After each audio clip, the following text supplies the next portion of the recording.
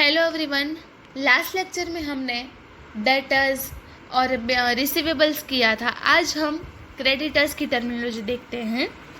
Creditor मतलब क्या? As businessman does credit sales in the same way he undertakes credit purchase. Credit sale करते हैं तो हमारे डेटर्स क्रिएट होते हैं, तो क्रेडिट परचेस करते हैं हम जब गुड्स को, तब क्या होता है कि a person from whom goods are purchased on credit, that particular person becomes creditor of business। जिससे हम परचेस करते हैं वो क्रेडिटर बन जाता है। A trader becomes creditor of the business for that amount for which goods are purchased on credit। creditors are treated as current liability। जैसे हम डेटर्स को करंट एसेट बोलते हैं, ऐसे हम क्रेडिटर को करंट लायबिलिटी बोलते हैं। बिल्स पेएबल, बिल्स अब नेक्स्ट देखते हैं। तो bills payable is written document where there are two parties, bill writer and bill acceptor, where bill acceptor accepts the responsibility to pay certain amount as per predetermined date in the future, it becomes payable। In this return, bill acceptor accepts the return responsibility to pay specified amount on specified date। In case of bills payable, the bill acceptor pays the amount written in bill to bill the writer on maturity date। ऐसे जैसे bills receivable में जो amount receive करता है, ऐसे bills payable में क्या होता है कि जिसको पे करनी होती है उसके लिए वो बिल्स पेएबल होता है। Generally bills payable emerges from creditors. अब नेक्स्ट देखें तो पेएबल्स का मतलब क्या है कि जो अमाउंट हमको पे करनी है वो payables. Any amount to be paid by the business person in future to any person और person is known as payable. Creditors and bills payable are included in payables. In other payables, outstanding salary, outstanding wages, any expense, outstanding pre-received incomes are included. Pre-received incomes are one kind of liability. All these payables are current liabilities. There can be a long-term liabilities which are discussed hereafter। Payables के types है, parts हैं, creditors, bills payable, outstanding expense and income received in advance। Payables मतलब कि हमको पे करना है तो हमको क्रेडिटर्स को रुपीस पे करने होते हैं, बिल्स पेएबल में पे करना होता है। आउटस्टैंडिंग एक्सपेंस जो हमको पे करने से जो हमारे पे करने के बाकी है रुपीस वो, और income received in advance. Okay, अब कॉस्ट, तो कॉस्ट का मीनिंग क्या है? To produce any product, to provide any service, whatever expense are required. कोई भी प्रोडक्ट होती है उसको सर्विस प्रोवाइड करके जो हमको रुपीस पे करने पड़ते हैं। The sum of this expense is cost. Generally in cost raw material cost, labour cost and other cost are included. हम देखें तो हमको एक टी शर्ट बनाना है, तो टी शर्ट बनाने के लिए हमको कॉटन का कॉस्ट लगेगा, तो वो सारी जो कॉस्ट है, कॉटन को लाने का कॉस्ट, कॉटन को बनाने का मतलब जो लेबर कॉस्ट है, तो वो सारी चीज़ों को मिला के हम क्या करते हैं, हमारा एक टी शर्ट बनता है, तो उसको हम कॉस्ट बोलते हैं। अब नेक्स्ट देखें तो voucher. Voucher is a written document of business transaction. A type of transaction is determined on the basis of voucher. A type of transaction like cash transaction, credit transaction, purchase transaction, sales with bank, expense, income transaction, वो सारे जो transactions है, liability transaction are determined from voucher। After deciding the types of transaction, transactions are recorded in books of accounting to the rules of account। अब देखें तो discount हमारा favourite word है। हम सबको डिस्काउंट चाहिए। हम कभी भी कोई भी जगह पे सेल देखते हैं तो लिखा होता है 50% डिस्काउंट, 60% डिस्काउंट। तो डिस्काउंट मतलब क्या कि उसकी जो MRP है, मैक्सिमम रिटेल प्राइस है, उससे कम अमाउंट हमको पे करनी पड़ती है, तो वो जब वो होती है उसको हम डिस्काउंट बोलते हैं। ठीक है, तो डिस्काउंट की टर्मिनोलॉजी देखें तो emergence of discount is form purchase sales many times from total amount of purchase और sales as per condition. Certain amount is deducted and that amount is paid. The amount which is deducted from total amount is known as discount. Out of total amount of purchase sale, amount which is proceed और deducted is known as discount. Discount के दो parts होते हैं, trade discount and cash discount. Trade discount कब होता है कि जब हम सेल करते हैं तब हमको जो डिस्काउंट मिलता है। At the time of sales the business person deduct certain purchase of amount from sale price, this is known as trade discount. हमने कभी भी कोई कुछ गुड्स परचेज किया, 10,000 का गुड्स परचेज किया तो उसमें हमको 2% डिस्काउंट मिला, तो 200 रुपीज़ हमको उसका डिस्काउंट मिला है, तो उसको हम ट्रेड डिस्काउंट मिलते हैं। लेकिन कैश डिस्काउंट है तो कैश डिस्काउंट, ध्यान से सुनना, कैश डिस्काउंट क्या है।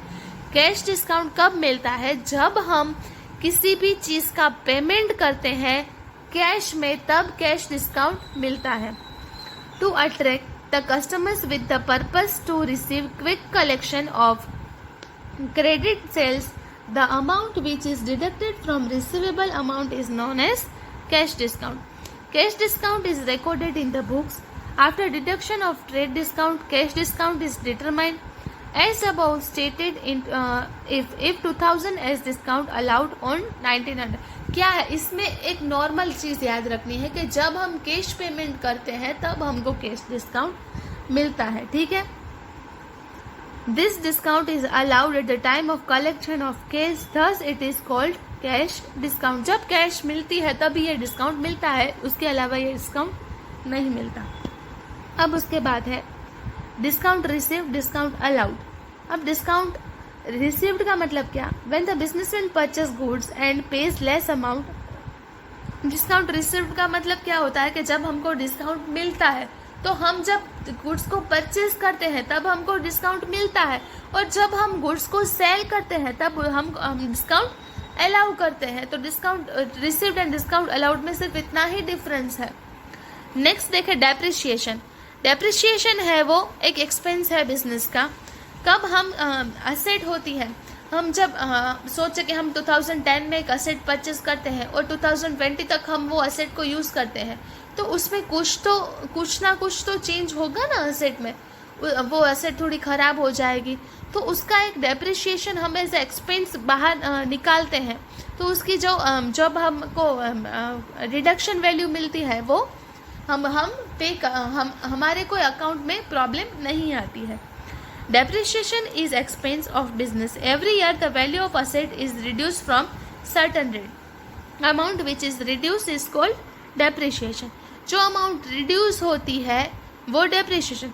हमने 2010 में कोई व्हीकल है वो 50,000 में खरीदा था, तो 2020 में वो व्हीकल हम 50,000 में सेल नहीं कर सकते, शायद उसकी वैल्यू 20,000 भी हो जाए या 15,000 भी हो जाए। तो वो जो अमाउंट है कि उसकी वैल्यू कम हो गई, उसको हम डेप्रिसिएशन बोलेंगे। Before making the payment to the government depreciation is deducted. Depreciation is non cash expense of the business. वो कोई कैश एक्सपेंस नहीं, उसमें कोई कैश पे नहीं करनी पड़ती है, लेकिन उसको एक्सपेंस बोलते हैं। Bad debts.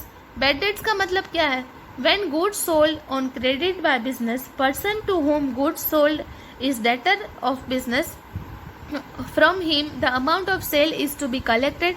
Many times the debtor of business may not be in position to pay full amount due to his weak financial condition.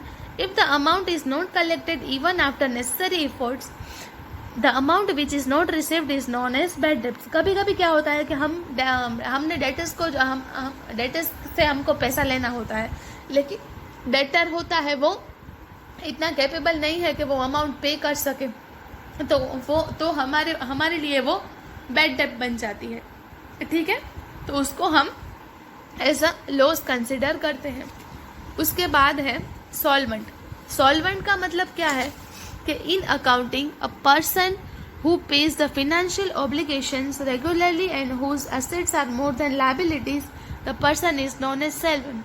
मतलब क्या कि जिसकी असेट ज़्यादा है, लाइबिलिटीज कम है और वो सारे पेमेंट्स करने के लिए कैपेबल है, तो वो सोलवेंट है। तो इनसॉल्वेंट कौन है, तो जो उसका opposite in accounting a person who doesn't pay his financial obligations regularly, it means he has not position to pay this obligations and whose assets are less than liability.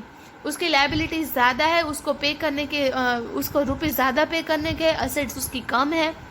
That person is known as insolvent person unless the person is declared insolvent by the court, he can not be treated as insolvent. Okay, उसको court ने declare किया हो गया भी होना चाहिए।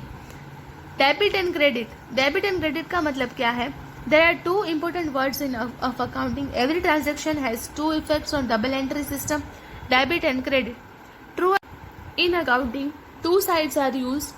The left hand side in accounting is called debit side and right hand side होती है, जो लेफ्ट हैंड साइड है वो डेबिट होती है और राइट हैंड साइड होती है वो क्रेडिट साइड होती है.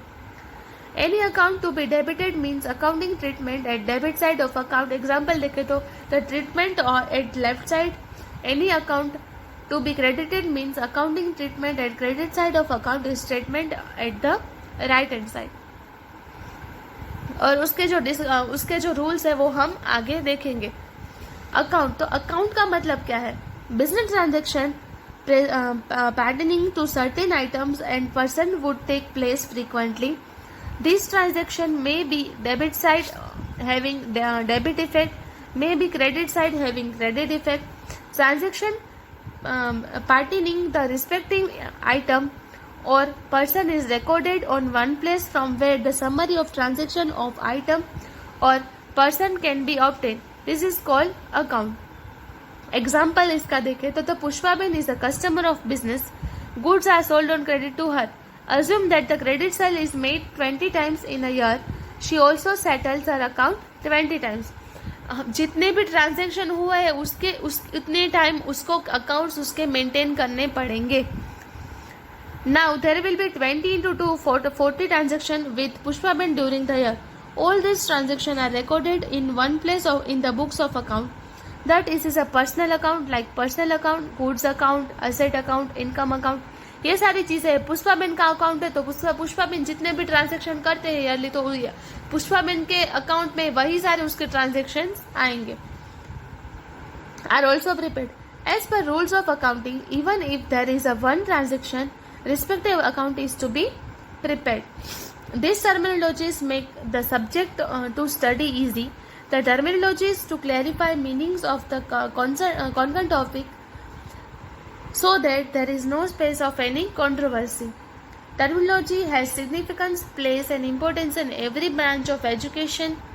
Let us know about अब क्या है, हमने ये सारी टर्मिनोलॉजी देख ली है. अब हम मेथड्स देखेंगे, वो नेक्स्ट लेक्चर में देखेंगे. आज हमने सारी टर्मिनोलॉजी कंप्लीट कर ली है. आज हमने जितनी भी टर्मिनोलॉजी की है वो आपको अपनी नोटबुक में लिखनी है और याद भी रखनी है, क्योंकि ये सारी चीज़ें आप करोगे तो ही आपको अकाउंट में वर्ड पता चलेंगे. हम जब इंग्लिश में वर्ड मीनिंग करते हैं तो अब हमको मीनिंग पता चलता है कि इसका वर्ड का ये मीनिंग है. तो अकाउंट में ये सारे वर्ड का जो मीनिंग है वो आपको याद रखना है, तो ही हम सम्स कर पाएंगे. ठीक है, तो ये सारी टर्मिनोलॉजी आपको लिखनी है. Thank you.